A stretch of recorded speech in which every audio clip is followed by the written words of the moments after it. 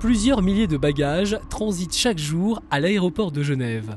Et dans certaines valises, des produits illégaux qui semblent pourtant inoffensifs au premier abord.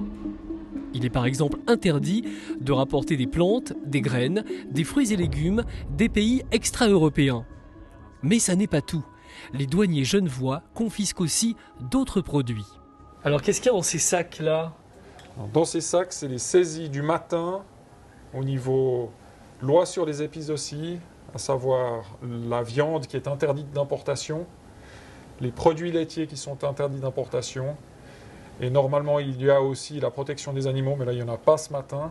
Les sacs sont stockés dans des congélateurs avant d'être incinérés à l'usine des Cheneviers. Car le risque est réel, l'importation non contrôlée de produits d'origine animale et végétale peut introduire des maladies ou des parasites en Suisse. Autre mission des douaniers, veiller au respect de la convention CITES. Une convention qui réglemente le commerce international des espèces de faune et de flore sauvages menacées d'extinction. Elle a été conclue en 1973 à Washington. Aujourd'hui, elle protège plus de 37 000 espèces animales et végétales à travers le monde.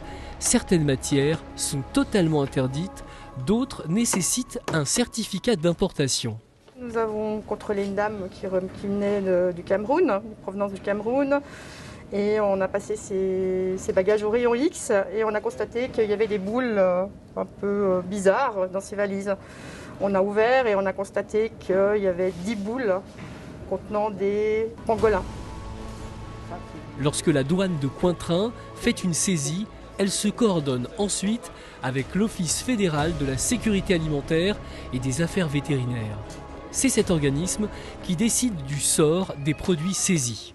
Pour la plupart, bien, on les garde chez nous et on les utilise pour donner à des écoles ou à des musées ou on les détruit. Mais le commerce de matières rares est lucratif.